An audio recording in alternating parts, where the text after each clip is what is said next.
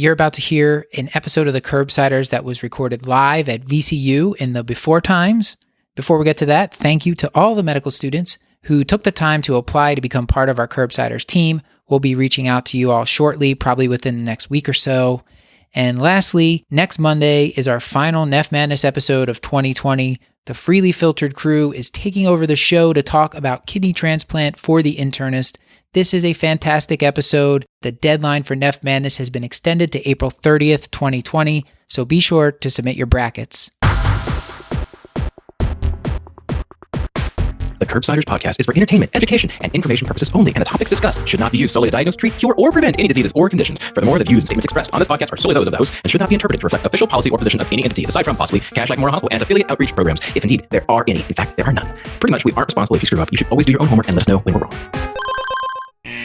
In case you missed it, we are excited to announce that the Curbsiders are now partnering with VCU Health Continuing Education to offer CE credits for physicians and other healthcare professionals. Check out curbsiders.vcu.org for more information. Yeah, the applause, they sound great on air, so we really appreciate that. Thank you. Paul, as always, I'd like to start off by saying this feels totally natural. Just, three friends sitting under bright lights trying not to sweat through a sports coat. So, welcome back to the Curbsiders. Thank you, everybody, Matt, for coming here today. Paul, tell them, what do we do on this show? So we are the Internal Medicine Podcast. We use expert interviews to bring you clinical pearls and practice-changing knowledge. And we have one expert we have for you. We're excited to tell you all about her. I don't think we're at that point yet, though. No, Stuart, did you have anything you wanted to say before we get to talking about our expert? this is totally backwards. Just kind of piggyback off of what Paul was saying. So if you guys are interested, we do have lots of show notes and really interesting ways to present information. It's available on the website. You can search out the different kinds of episodes that we have to download. These show notes are done by a professional team that is international. We have 2 international team members, so kind of like Louisville International Airport. I think it has like 1 international flight. We are an international team. So multiple different ways that these are presented. So if interested, just go ahead and go to the website. Okay. Sounds like an advertisement. And I think we want to spend most of our time talking with our guest today. So Paul, why don't you tell them about our guest and we can bring her up here. Sure. Thrilled to. So we are happy to have with us today to talk about our topic, Dr. Michelle Brooks. Pause for applause. There we go. Thank you.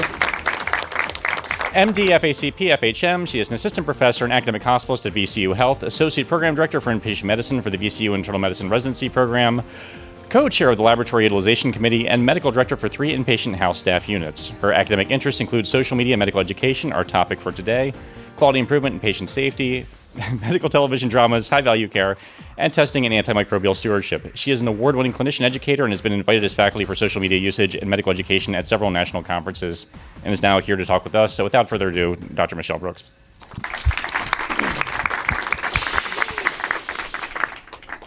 Thank you. That was such a nice introduction.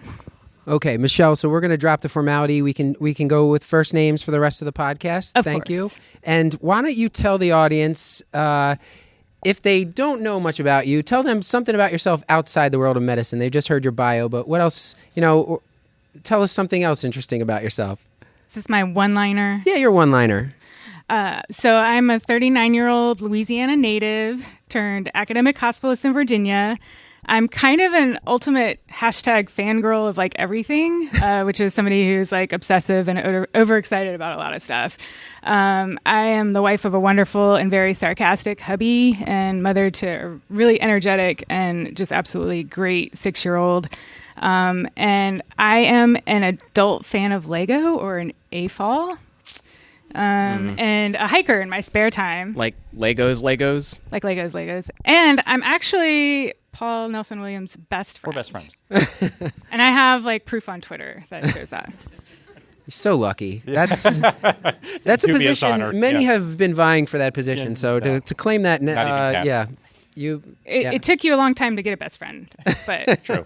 44 years in, I've done it. So thank you. This brings up after the show today. If anyone wants to give Paul a hug, he loves that. Sure, selfies. I'm on board. Great. So I continue to amass book recommendations so I can feel bad about how I'm not spending my spare time. So I'm going to ask for a book every physician should read. Can be medical related, fiction, nonfiction, doesn't matter at all.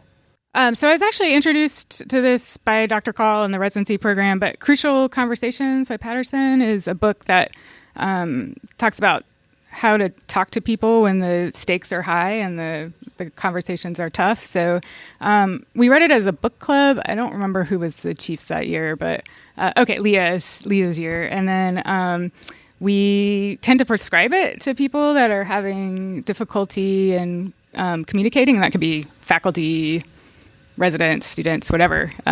It's like a prescription book. It's kind of like a life skills thing. It's not necessarily like difficult conversations with patients. It could just be how to talk to people. It's more just life skills, and the examples are I don't think any of them are medical. I don't remember. I don't think any of them were medical. So I've got to ask about this only because it's in the script and you didn't mention it. You had put here teaching naked. I tried to find the book cover, but I have Safe Search on. Oh, that was going to be my pick of the week. Oh, let's not get ahead of ourselves. Okay. And don't be scared by the title. I'll explain. Did you want to ask her anything else, Stuart? Oh yes. What was your favorite failure or patient complaint or things? So I was thinking about this because I fail a whole lot. I do QI, and we call it like failing upward or whatever, falling uphill.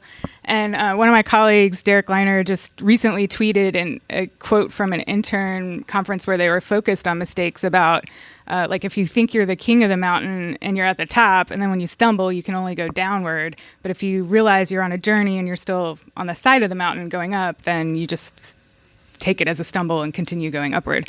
So I think my biggest failure perspective-wise now was I just failed to listen to an M3 student. They were concerned about a pathology report, and I like vaguely remember her saying something about it and then just kind of like dismissed it. And then it ended up being a malignancy that I missed a diagnosis. But then we kind of worked it out at our morbidity and mortality conference and our improvement conference, and we made a big change to the EHR on like how pathology reports are viewed in our system. And so I felt like a lot of good came from that, but I feel like I still should have just listened to the M3 student. So it's always good advice. Listen to your students. So would you say that was your best advice? Sure. Is there any other, so we've already been exposed to a lot of these people in the past 24 hours, but is there any great advice that you've gotten maybe while you were working here or just anywhere in your career that you wanted to share with the audience? Yeah, I tried to steal his question. It didn't work. Well, so I think the best advice I got was just basically like, don't apply to 4 fellowships if you love everything. And like I already mentioned, #fangirl, that's like going to come across a lot. If you love everything, just stay general. And so hospital medicine was good for me because it's a general field where I can see a little bit of everything. And, you know, it's a very general field, I guess. So, that's generally good advice. So don't apply to 4 fellowships. Like, thank you, Stuart. Insanely helpful. Keep the commentary coming. Well, why don't we do some picks of the week? I think we have a little bit of time for that. And as always, I like to start with Paul Williams because he's just so eloquent. Yeah, thanks. You think you jinxed me. So I'm going to recommend an HBO show that may actually go downhill, but I'm going to recommend The Outsider. I think Stuart had a hard time picking which The Outsider is actually I wasn't sure which to. The Outsider it was, so. There are a lot of Any of those would be fine. He sent me a text message that says The Outsider. I mean, you can't go wrong with the Coppola movie, but I actually meant the HBO series that is currently happening right now. I will say it's based on a Stephen King book that I have not read and don't know how it turns out, and please don't tell me. The pilot, at least, was one of the most thoughtful and sort of intelligently directed things I've seen in a while. The performances are great. It's very suspenseful. I won't get into it because we should actually get to substance. But if you have 10 hours to burn, I would recommend The Outsider. Have you ever watched the Trace Adkins The Outsider? Sadly, no. Okay. It's got John Fu. Stuart, what is your pick of the week? No, you're next. I'm next. Okay. Yes. All right. So my pick of the week is a book that I'm currently reading. I'm like 3/4 of the way through, so I feel comfortable recommending it. Also, it was recommended by Josh Hartzell on the podcast. It's called Culture Code. It's right there. And yeah, there you go, by Daniel Coyle. And I think this book, it's just when I read nonfiction, I like to look for stuff that is just like insanely practical, often coming from other fields, and how can I apply it to my life and my work and what I do. And this book just talks about like just fantastic cultures from real world examples such as the Navy SEALs, certain startup companies, and how the people in those cultures, how they interact. There's a lot of like feedback. There's how they build each other up. And then it creates this safe space where they can give really difficult feedback. So this book is a quick read, and I think it's just got a lot of really useful stuff especially if you're working in teams, which I imagine all of you are if you're working in the hospital or just in healthcare in general. So, yeah. So talking about insanely practical and useful, what do you think about cats? After hearing you and Paul talk about it, I'm really excited to see it. I don't make it out to the movies very often yet, and certainly I would never take any children to see this movie. So I'll have to wait for it on video. Okay. And then my pick of the week is a Netflix series that I heard you talking about the movie, the 1982 movie. I searched it up, and this is what popped up, and I thought it was the same thing at first, and it wasn't. It's kind of cool. Yep. Yeah. Classic. Well, the one from the 80s? I guess it's the 80s. It's like one of the Jim Henson things. It's the only Jim Henson one that apparently gave kids nightmares. Yes. Well, I think it's actually a requisite for all Jim Hensons to give you nightmares. Michelle, pick of the week? So now we can get to my pre-foretold. I have no pictures of it. Pick of the week is Teaching Naked by Jose Antonio Brown. It's how moving technology out of your college classroom will improve student learning. And so this is kind of the basis for what we're going to talk about today, but it was recommended to me by Rebecca Jaffe over at Jefferson about 3 years ago. And basically it's thinking equally about the environment inside and outside of what he calls the classroom, what I call rounds, and thinking through how do you engage learners in both parts of those environments equally. And then there's a lot of good information in there that's very practical about like strategies to do this. And then it did say that there's a whole chapter called Podcasts Are Better Than Lectures. So I thought that would be of interest to this book immediately jumping to the top of my list. Clearly, so very. So do not let the title scare you. Very fantastic book. I can tell. Okay, well, why don't we get down to it, Paul? Why don't you start us off with a case? Right, in the medicine grand rounds. Yes. Great. So we're going to bring to you a case. So this is incredibly naturalistic and natural. This is Shoshana Soch Almeida. I hate that so much. Is a brand new assistant professor at Cashstack Memorial Hospital. Soch hates the idea of creating a profile on Twitter or Instagram and prides herself on having almost no digital footprint, and really good for her. She sees no point in wasting time scrolling Instagram or hearing about my cats on Twitter. So I guess in your role as sort of our social media and digital media expert, can you at least sort of start by talking about the landscape and sort of what platforms exist for Soch to start thinking about in terms of how they might actually work with her career as a medical educator? Sure. So I will say, not an expert at all social media. I actually looked this up on Wikipedia, and there's a social media platform for almost anything that you could imagine. But I will talk about kind of the big things. So Twitter, which is like I am #eating a donut, or Facebook, I like donuts. Foursquare, this is where I eat donuts. So tagging your place. Instagram is here is a vintage photo of my donut, and then YouTube, which is the video, social media, watch me eating a donut. And then LinkedIn, your professional, my skills include eating a donut. And then Google Plus, which is actually not anywhere out there anymore, but I'm a Google employee who eats donuts. So like I think that's a pretty good summary of all the platforms that are out there.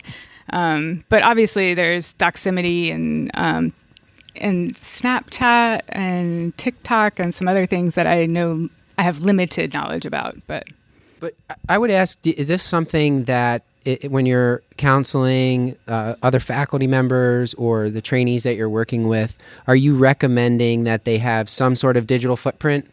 Or are you from the camp like it's okay not to be on there at all? Well, I think I'm of the camp. It's like my job is not to convince you if you're totally anti-social media that this is where you need to be. My job is to tell you about one way in which you can connect with learners who are growing up with this type of platform, with these type of platforms on how to connect with them in certain ways. But I'm of the camp that you probably already have a digital footprint, so having control over what that is and what it says is probably important, part of your branding, I guess. Right. Yeah, the Kevin MD, I think, I don't know if he was the first one to do this, but it was first on my radar because of him. He had written a book about this, basically taking control of your digital footprint, because there's all these websites that kind of put these like star recommendations out about doctors, and it's hard for you to like control what's put up there. It's often like negative things that like someone, like people that have had a negative experience are going to want to post something. So I think just like having some sort of taking control, whether it's a Doximity or a LinkedIn. I think those are good general places where you don't, there's limited, you can make that as much or as little as you want. But I think just having a profile picture, here's who I am, here's my job title, there's various reasons why I think that's important. And so I do encourage people to have at least some sort of like presence. Well, I'm also a little concerned that if you have no presence whatsoever, your patients are still going to search for you. And so you need to understand what's out there. There's a website that's actually a little scary. I think it's the My Life website or whatever, where it shows like a profile that's based off of like all of your publicly accessed information and gives you a rating that's based off of what's available. And so if you have nothing available, it actually gives you a less influential or a not influential but a less creditable rating. And your patient, this is what your patients are looking at. They're looking at that and vitals and Rate My MD and all this other wonderful air quotes stuff that is already defining you. So unless you grab your presence or who you are and define it for yourself, someone else is going to define it for you. And so that's one of the concerns that I have about not stepping out there. Yeah, and I think like I'm going to seem like I'm really an expert in this field, but I can also show you my origin story of how I got to. I'm going to talk a lot about Twitter because that's sort of my professional excellent social media platform. But and just so happens we have that one next too. Oh, okay, yeah. Great. Yeah. So I guess I'm totally Twittering or tweeting or twitting, and I'm still learning the lingo. Hashtag still learning the lingo. So that was my first tweet in 2011. And then for several years, I tweeted two things. I tweeted during March Madness and I tweeted the Grammys. And that was like multiple years in a row. I was not on Twitter. I just did kind of those two things. And then I went to a conference and this was like my first tweet from a conference of something I thought was very interesting, which is that a beagle can sniff out C. diff with 100% sensitivity and specificity, which was at Hospital Medicine 2013. So that was a conference where I started looking at Twitter as a way to connect and network with other people at the conference that I was at and seeing what other people were learning at the conference. Is that true? It was in the updates of Hospital Medicine. It must be.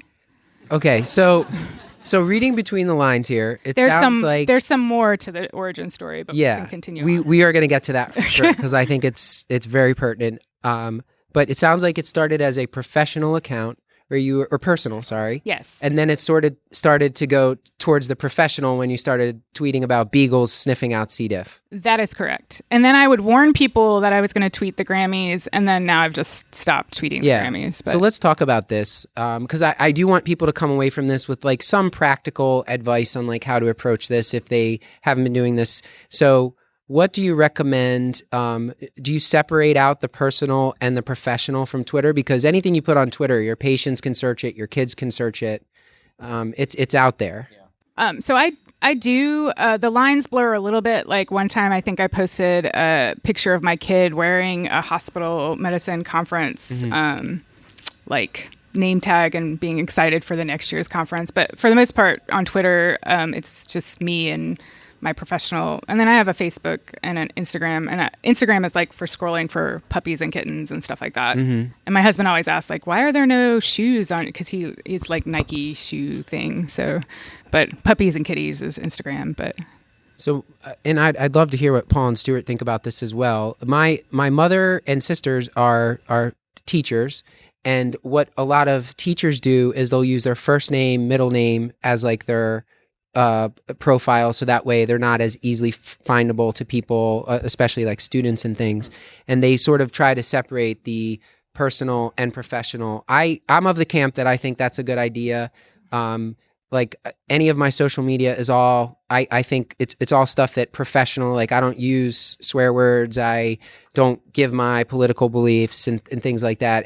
I try to keep it very much, just kind of separated. And I don't post a lot, but I just update my accounts so that like people can see where I'm working, what my job titles are, because on LinkedIn, it's actually like LinkedIn can search. They want to know all the clinical assistant professors in the country in internal medicine, and they can search you and send you targeted emails, and you might hear about jobs that way. So it is, I think, I think just to have that, I encourage people that I work with to have at least that. I think that's really good advice. I think if you want a great example of what your Twitter feed should not look like, you can look at my Twitter feed. That's helpful to you. In part because I feel like the ship has sailed. Like there's so much of, I'm in this weird space where there's so much of my personality that's already kind of out there in the world at this point that like people know that I'm grumpy and like cats and lean to the left politically. So like I got nothing to hide at this point. I just try not to swear too much. But I think if starting out in social media like our friend Soch is, it's probably a wise idea to actually separate those things a little more cleanly than I have. Yeah, so there's probably some good guidelines on best practices, and what you're saying is probably absolutely right. Like tweet as if your mother will read it was the best advice I got. Not wanting to disappoint my mom, I try and keep those swear words to nothing, and recognizing you're creating this digital footprint, and Twitter never forgets. So like, No. As we've seen a lot of times, somebody will change their position on a certain subject, and then people will be like, but what about in 2011? Yeah. I can't wait for about next 10 to 20 years to see politicians run for office, and then you just see tweets from like decades ago. I mean, this is going to be a treasure trove of like dirty background information because you're not thinking about it in real time as you're tweeting it, and or as you're posting on other platforms as well. I think the way that I approach it is, if I can't stand behind what I'm saying that I'm saying to everyone else, then why am I saying it? And so I just have to be very cautious and cognizant that what I'm saying, I really need to be solid behind that. And you may make some mistakes, but I think you do got to be cautious about what you're saying. Yeah, and I think before embarking on a professional account, maybe knowing that know thy institutional guidelines. So, second commandment of like, first is tweet as if your mother will read it. Second is know what your institutional guidelines are, and a lot of that, I would say, almost every institution will have some sort of social media policy, and a lot of it involves making sure you have a disclaimer and patient privacy, making sure you're protecting that. And some people, I think, are wary of giving medical advice as well. So I think some institutions have some sort of policy about that. Yeah, I think that's an area where if patients are finding you on social media and asking you questions, I think that is an area where I would not touch with a 10-foot pole. I would stay away from it. Have you had that happen before, where a patient reaches out to you? I have not. Like, the biggest thing I get is usually friends asking me about their kids, and I'm not a then pediatrician, you're just like, so that's I'm like, the best cop out. I love it. So yeah. So and I think we'll get more specifically into Twitter, but just in terms of social media broadly, are there, especially for our friend Soch, who's just thinking about sort of delving in, are there negative aspects that we should think about? Or that, just so I think some of the concerns that people have is that it just may be a time soak, or is it even possibly detrimental to mental health? Like, for instance, Instagram, sort of the prototypic example where you see people living their best lives all the time, that it actually makes you feel kind of terrible about yourself. And everything's filtered. Yes, right. So are there, what counseling would you give someone who's starting out in terms of sort of the possible negative aspects of social media? So I think for me, I would counsel, I think if it's giving them angst and anxiety, then that might not be the place where you want to build your community or niche. Some people, social media is very anxiety producing. For some people, it's been like the opposite. For me, again, hashtag fangirl of everything. I love it because I feel like the community that I've found on social media, especially med Twitter, is overwhelmingly positive, and the networking that I've built there has led to very constructive projects and collaborations. And so for me, it's been overwhelmingly positive. It's not true for everybody. And I know even like pediatricians sometimes have trouble on Twitter or Facebook because they get like found by an anti-vax movement or something. So like, it's not the same for even every department. Right. I think there's been somebody, I want to say his name is Tristan Harris. I'll have to edit that out if that's not what his name is, but I think he used to work for Google, and then he became sort of a whistleblower, saying that a lot of the companies that are controlling social media and the internet are just really selling your time and attention and trying to keep you engaged, where you they may be stirring up your emotions, or they may just be wasting your time. So I think I'm not an extremist on this, but I just try to be very thoughtful about like how and when I'm using social media. And these are tools.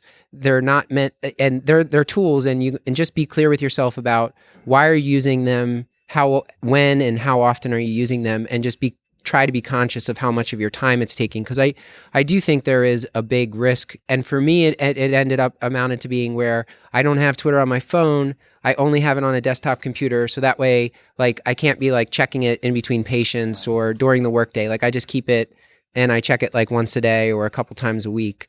And that works for me, but I'm sure I think that's a great strategy. And that's a lot of my colleagues have done that as well, where it's not on their phone. So you're not receiving all those notifications. Yeah. But there is some time to sit down and work on it if you feel so led. Yeah, but there's also ways to incorporate it too. One of the ways I've incorporated it on rounds before is that I would pose a question to our team, and then if they didn't know the answer, I'd say, "Hey, let's ask renal, or let's ask the general internal medicine community." And by the time we're done with rounds, there was one time we had like 40 answers. And we had a consensus, and nephrologists came together. They gave us like one consensus together, and like, yeah, this is what we would recommend. They gave us primary articles, literature. I mean, it was a whole day of academics after that going through the specifics of the question that we had asked. And so there's ways to approach it, but you've got to be very conscientious about how you're utilizing that. So I think this is moving us into like the next part. So I'll read us the next part of the case. So Soch, she's highly committed to medical education, but she's actually been disappointed in her teaching scores. She's looking for new ways to connect with learners. And now we've kind of convinced Soch that maybe this whole digital scholarship thing is something she should look into. And we thought Twitter would be a great place for her to start. So now we're going to talk about a little bit about how we can specifically incorporate Twitter. And Michelle, we're interested to hear, can you tell us a little bit more about your origin story of like how you started using it for your day job as a medical educator, clinician educator? Yeah, so the first thing I started doing was I was working as the APD for quality and safety, and I was failing miserably at a lot of projects. So I started tweeting a hashtag QI in real time, which is how I met on Twitter, met on Twitter. And then in real life, Rebecca Jaffe, who was we were like mutual fangirls of each other. And so, and that is when it sort of became my professional account I was tweeting quality and safety updates. We did a project called Don't Bleed that focused on, obviously the morning labs and decreasing, duplicate tests and things like that.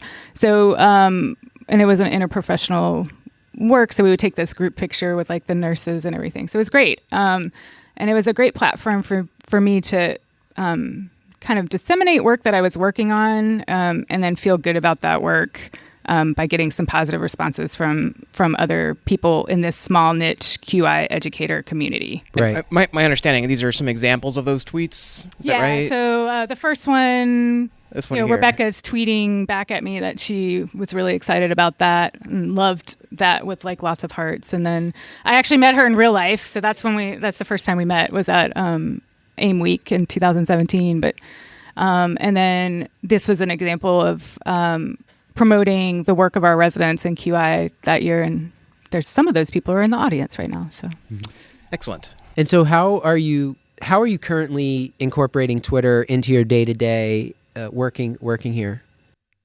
So good. So I think the Twitter naturally has a lot of takes a lot of the adult learning theory things that you've talked about with people like Gurpreet Dhaliwal and that sort of brain training thing that are already built in. So it's definitely, you can use it to flip the classroom. So you can do a question of the day. Like you said, you were asking a question on rounds, and then it was more like a consult. By the end of the day, you'd get a whole bunch of responses. Yeah, we can't call it consult now. No, not a consult. We call it a curbside. Well, you forget our branding, please. And then, yeah, so I can't tell you, I think with every patient that we see, there's probably some clinical question that you have, that the team has, or that your medical student has. And I would say we probably don't get back to the majority of those on a daily basis. So my goal for a question of the day is just to ask a question that comes up on rounds and get it answered by the next day. And I think the other thing that teaches is how it teaches medical students sort of the real life effort of trying to find an answer for this particular patient and taking it into context of all of the other things that are going on with that patient.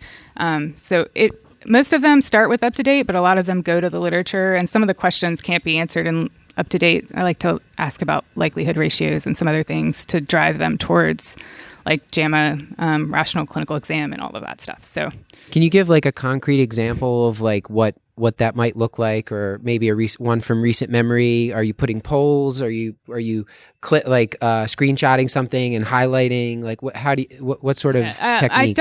I try and stay away from the polls. So usually it's I don't want this to be a competitive thing. So I don't want the first medical student to answer to like get the right answer and then that's it. There's no more discussion.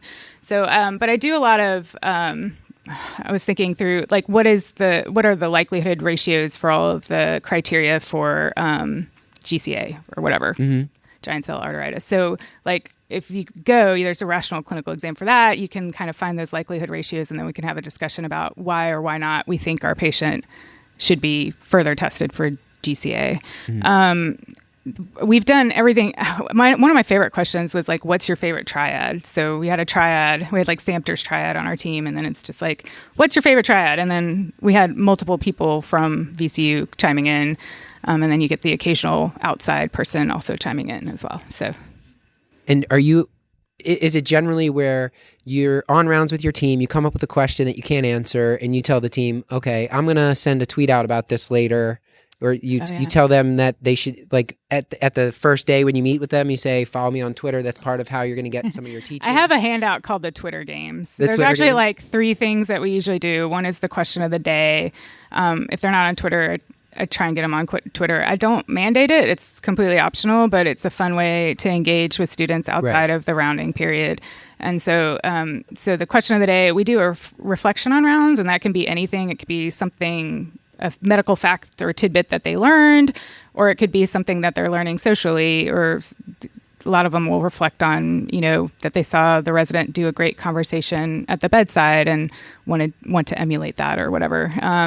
So it's interesting to see what people reflect on at the end of the day. And then the third thing is Post-it pearls, which that's actually one of my favorite ones, because you could do that and not post on Twitter and you'd still be learning something from this lecture. So basically it's very low-tech Post-it notes that I provide for them, and they have to come up with a teaching point related to one of their patients and then teach the team on rounds. And then usually they take a picture and post it on Twitter for hashtag Post-it pearls. Yeah. And there's a few examples of that. I'm going to skip forward in the slides because we've jumped around so much.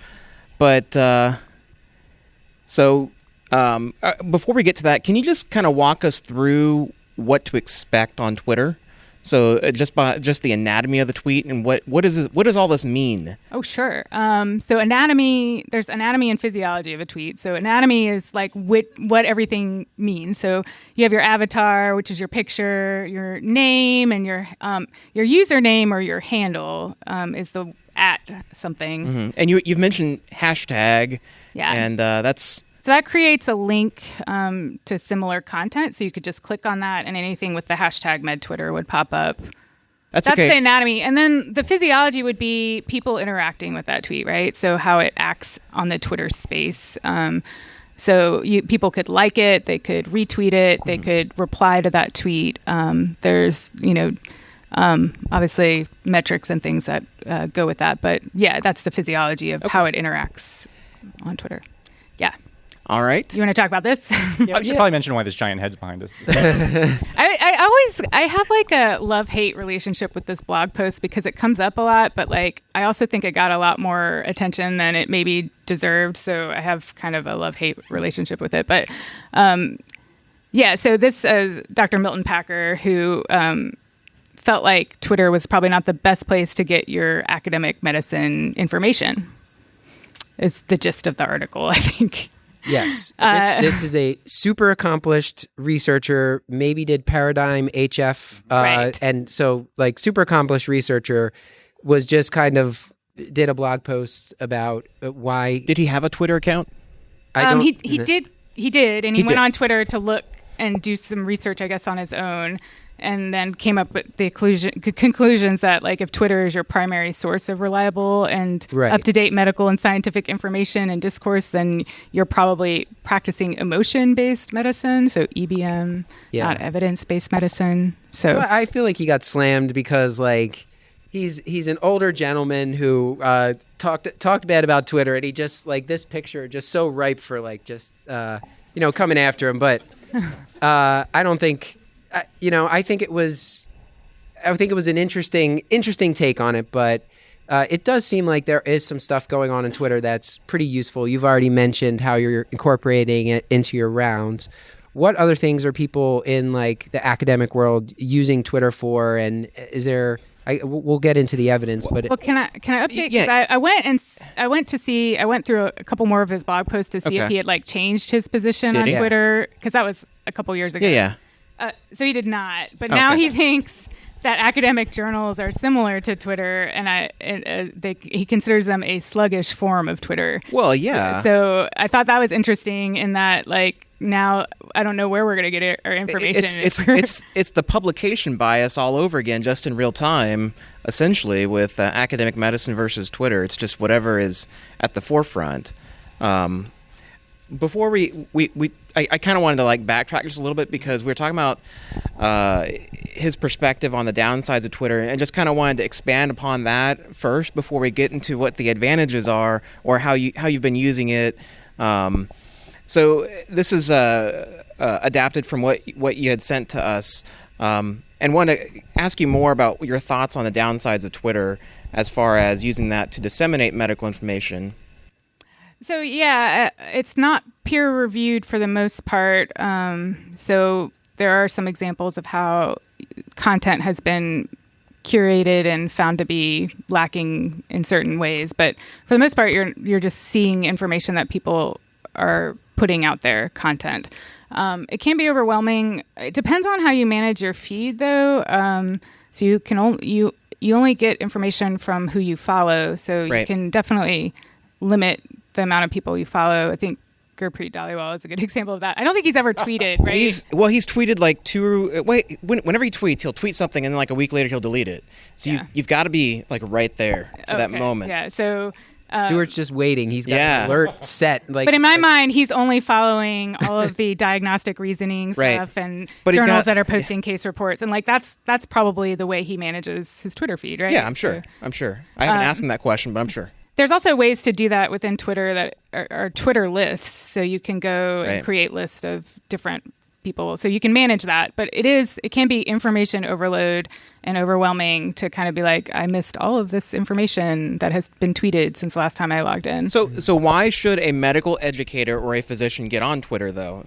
You had mentioned a few ways about how they use it, but what are some of those advantages they can use, even if they're not necessarily putting out some of the tweets that you were talking about? Like, why should I even recommend it to somebody? I think you're gaining access to this vibrant med-ed community that's on Twitter, and you're hearing other people's ideas, and it's a way of disseminating work that a lot of times there are publication biases against. So you can get something out there, get it at multiple institutions, and then figure out how to write it up that way, figure out how to evaluate things by getting basically access to experts in med ed. And this is kind of an example of that. I had a medical director that had been working for me for a couple of years, and I thought he was very stellar at what he did. And he wanted a job at OHSU. So I reached out to them, got him an interview within about a week and a half, actually, with that specific facility. Now, ultimately, he didn't decide to get a job with them, but did get a job with a competing group in that same area, and is very happy with that. But because of the network that we were able to build, we were able to actually reach out and gather some references in the local network that could get him those interviews. It was ridiculously quick. I couldn't believe it. And I think you're mentioning something that's really important, which is a lot of our clinician educators here at VCU are sort of homegrown. They were here as residents. They became chief residents or went on faculty. And so how do you, when you're up for academic promotion, figure out how to get letters from people from other institutions that can comment on your work? Right. So Twitter's been the only way that I can do that. Actually, meeting Avi and, we met on Twitter and then we collaborated and met in real life with these workshops and things like that. So they're Avi O'Glasser and Charlie Ray and Tony Brew have collaborated with all of them, and they can attest to some of the work that I'm doing. Yeah, there was actually a review article that I was working on in pulmonary medicine, and I just put it out there on Twitter if any R2s or R3s wanted to work with me on that article, and I found an R2 in California, I'm in Texas, who was working with me. It's still working with me on the article, and it's going to be published within the next few months. So, I mean, these are just wonderful ways to network out, especially if you're in an institution that maybe doesn't have the research arm. You can ask for, hey, I'm looking for these opportunities, and they're out there. It's just like you got to put yourself out there in some way, shape, or form. Well, and I think one way that Twitter has been Twitter and social media in general has been particularly beneficial is for underrepresented minorities to find their communities as well. And like a woman surgeon, we have plenty of women surgeons here, but that's not very common. You could be at an institution where you are the only female surgeon out of your group. And how do you connect with other women surgeons to see, are you guys dealing with the same issues about trying to get our kids to daycare and whatever? Like, how do you connect with other people? So I think social media can be a great way to do that as well. So Tony Brew does a lot of these things called tweetorials. Want to know if you could maybe talk about that for just a second? What is a tweetorial? When we're talking about, it's helpful for me to think of this in a framework. So the bottom part being you're just lurking. So you're just a spectator. You're just taking in content, basically. And then the second part being you're able to discuss the content, so replying to people, retweeting, things like that. The third part, you're promoting your content or content within or promoting content from other people. And the fourth is you're creating. So Tony Brew created this methodology of basically going through and teaching on a very specific question. And he's done like 45 or something, a lot, 50 tutorials. And basically it employs a lot of the adult learning theory that we've kind of talked about, which is it'll do a poll at the beginning, like how much do you know about this, basically. And it'll ask a question and see if you get the right answer. And then it'll go through and teach you. And then at the end, it asks a similar question and sees if you actually learned something or if you've translated that to the knowledge. So, and they're pretty interesting, and they range of topics, and so they're pretty incredible. But it's usually a thread of about, and a thread being, you have one tweet, and then you have a sequential, subsequent tweet.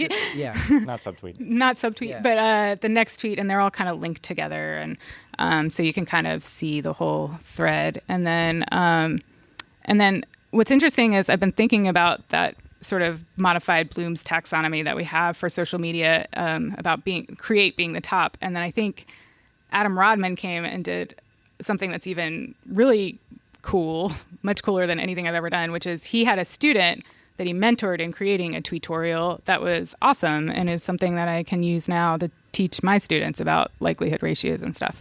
So I think there's the tutorials, I think, are game changers because it's basically you've got access to this content and you can just have a really high level discussion with your learners about what the answers are to those questions. And it's providing the appropriate references and sources. I still think my favorite one is why does the stomach not digest itself? Yeah. But well, I think we should leave a little bit of time for questions from the audience, and certainly we can talk about some more of this stuff. But Stuart, did you want to walk out into the audience? And, yeah, sure. See, does anybody have any questions? If you don't want to get up and walk over, then you can just yell it out and Stuart can repeat the question. But we'd love to answer any questions. All right. So what's your name? Where are you from? Hey, I'm Megan LeMay. I'm from here, VCU. And my question is about, so it's funny that you were saying like tweet like your mom will read it. And when I've put things online, I've sort of written them as if only my mom's going to read it, like no one else is going to be interested in reading this. And then if it gets picked up and shared more broadly, I was completely unprepared for the kind of backlash that might be associated with that. So I'm curious if you or anybody else has experienced that backlash and how to handle it.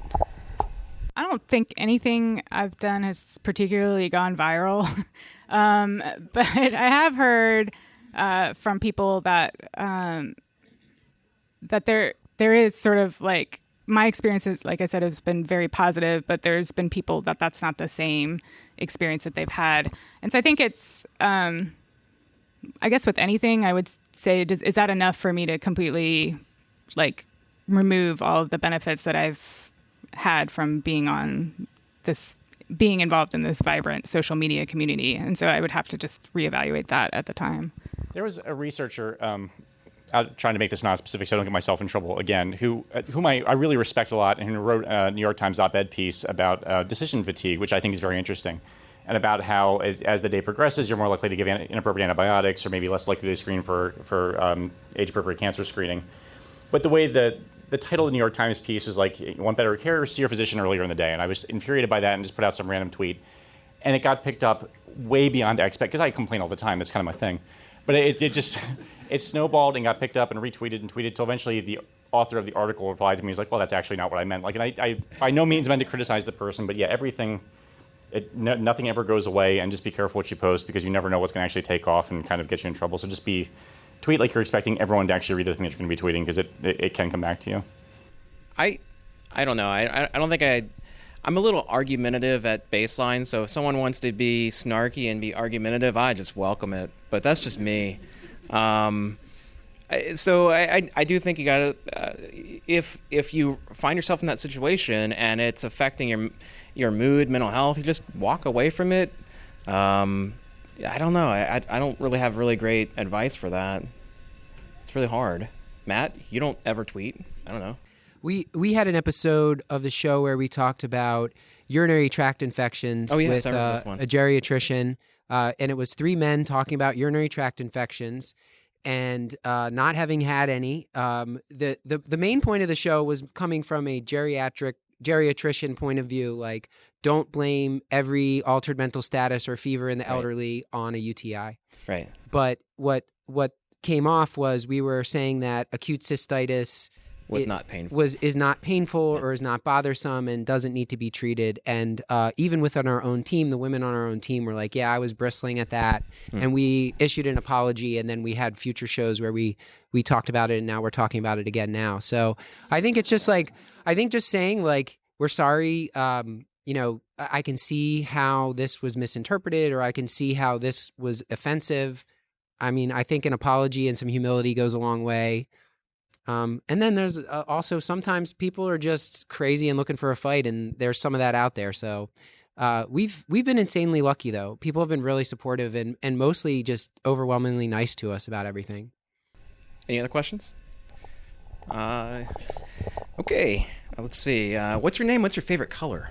Oh, Casey Ann Lavender.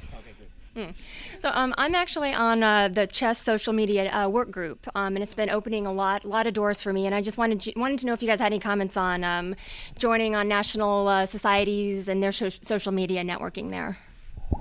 Like your lanyard, it says NASA. I think one thing that I'm considering, and I haven't talked to my husband about this yet because it's kind of a time commitment, but there's actually like a social media fellowship through SHM that I'm actually considering. It's a new thing.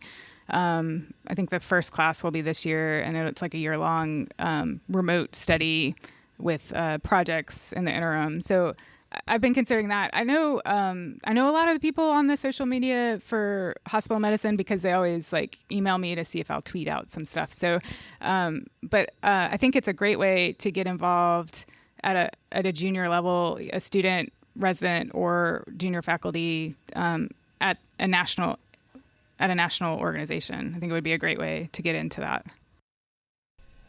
Awesome. Was there another question? All right. Okay. What's your name and what's your favorite animal? My name is David Goldberg. Favorite animal is You don't have to answer that, by the way. I'll go with lion, king of the jungle. So my question, it's hard to stay out of politics these days and anything. And in medicine now, ACP last month talked about single-payer system and brought forward 2 ideas about moving towards that. It's kind of hard for us to stay out of that. Is just do you all try to avoid tweeting about those things? I guess as medical educators, but I feel like as our patients look to us as leaders, and how do we approach something that's so controversial? I do think advocacy is a great way for physicians to be involved in social media. Just recognizing that there may be, it can sometimes be polarizing. I think a good example of that was when the NRA kind of called out physicians of, stay in your lane, and that whole hashtag, this is our lane, that kind of blew up overnight. I think that was a great way for physicians to advocate for gun safety and gun control. But for me, it's like a personal decision about the choices of what to advocate for and when. And so I think that's going to be different for every person. But I think Twitter is a way for physicians to advocate for causes that affect our patients. So that's Yeah, absolutely. We might have time for one more question. We're good? Okay. All right. So we can maybe we'll sign off here. We can hang out afterwards if people have other follow-up questions, but I want to be respectful of everyone's time. So Paul, did you want to do the outro? Well, I actually have a pun for you first. Oh boy. Yeah. So the pun was, why was Napoleon so unpopular on Twitter? Yeah. It's because he never retweeted. Okay. Legitimately my favorite one that you've done so far. I mean, you got a groan from the crowd. That's why I asked Okay, it. Paul, let's do it. Right. Well, this has been another episode of the Curbsiders, bringing a little knowledge food for your brain whole. Yummy. Strong.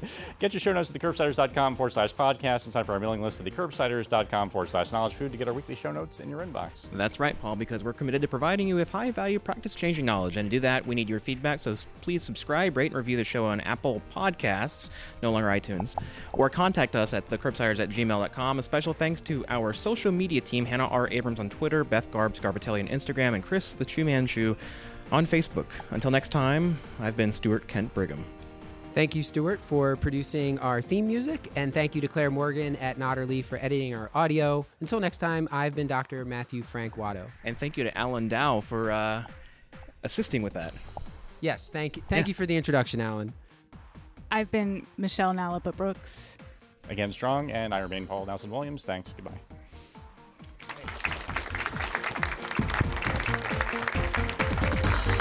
In case you missed it, we are excited to announce that the Curbsiders are now partnering with VCU Health Continuing Education to offer CE credits for physicians and other healthcare professionals. Check out curbsiders.vcu.org for more information.